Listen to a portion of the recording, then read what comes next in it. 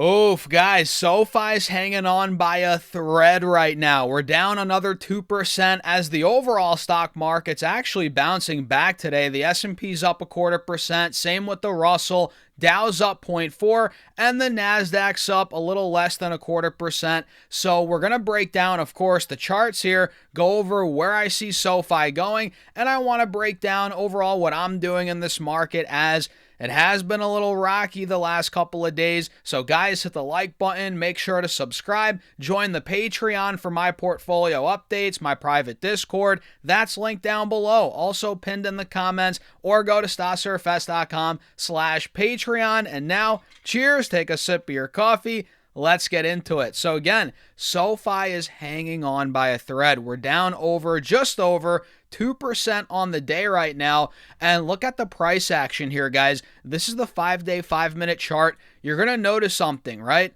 Over the last 2-3 trading days, we've been putting in distinct lower highs. Look at this, today included, right? We can see this morning we had a little run in the morning. We got to about $26, 26.05, and we got hit, right?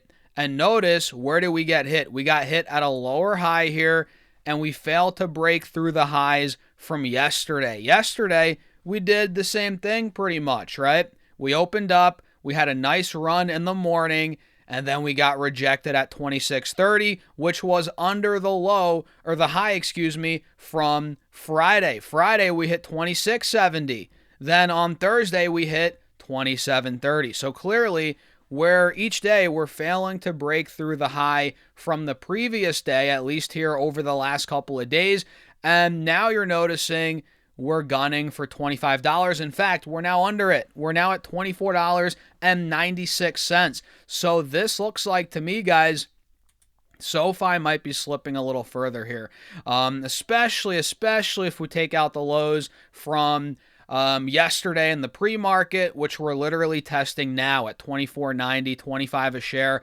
That's a critical spot that, again, if we break, I think we're going lower. And we talked about this yesterday, right? The descending triangle, that is still clearly here. Lower highs into that support of $24.80, $25 a share. We talked about the head and shoulders on this 4-hour chart and the overarching descending triangle on this time frame as well. You're seeing it right here. So I got to be honest, man, coming from somebody that was talking about SoFi, has been in SoFi since $5, $6, $7, $8 per share.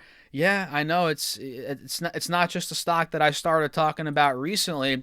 I got to be honest though, coming from somebody that's been in it from a low price, I think this chart doesn't look like it's going to break out, at least in the short term.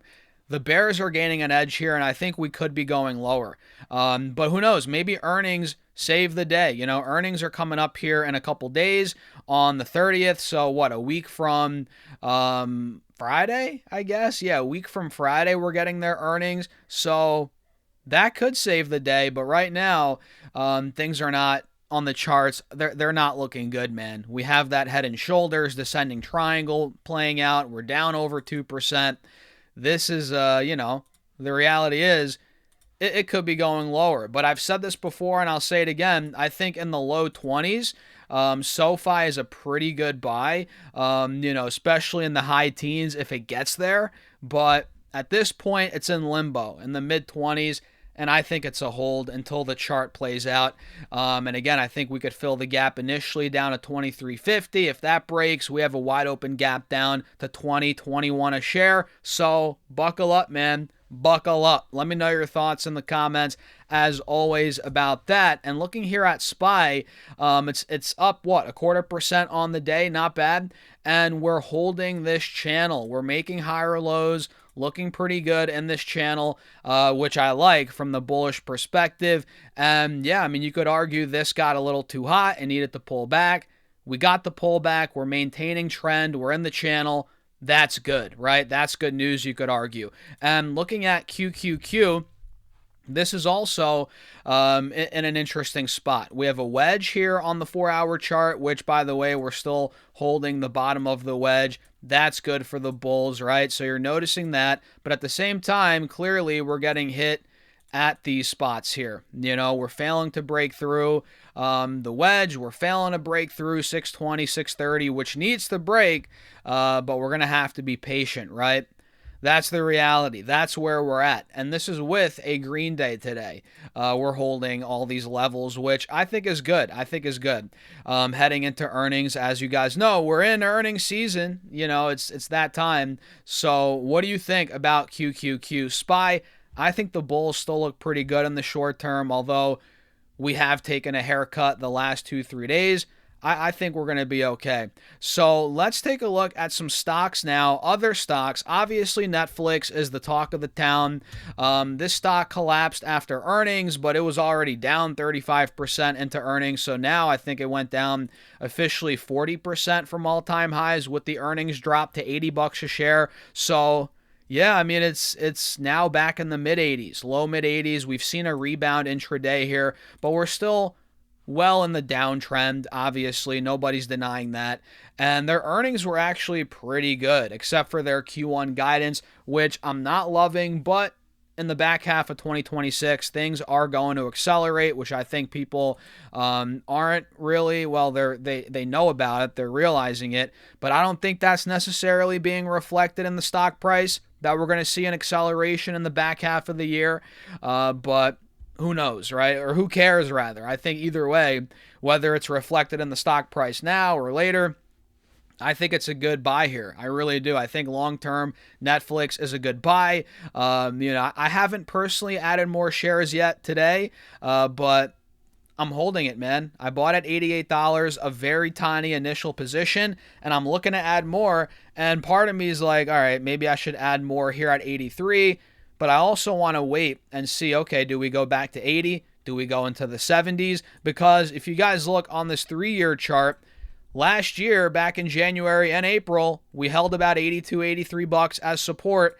And although we are above that now, we're holding it as support. We did momentarily break under 81. We got to 80 bucks, barely held it on, by a thread, right?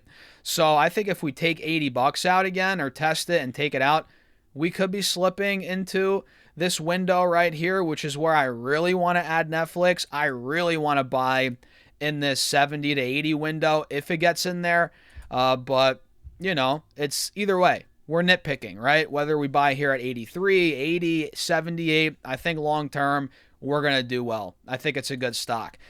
So I dumped out of Circle Internet Group today, guys, not because I don't think the company's a good company, but because the trend is starting to break. So I took a little loss on CRCL. I'm not loving the fact that we consolidated here and we didn't follow it up with a breakout. My alert's at 90, or it still is at 90. It never triggered, but I was hoping it took out 90. It didn't, and now we're breaking trend. We're actually taking the lows out from December. We're going for the lows now from November in the mid-high 60s. So I don't want to ride this thing down.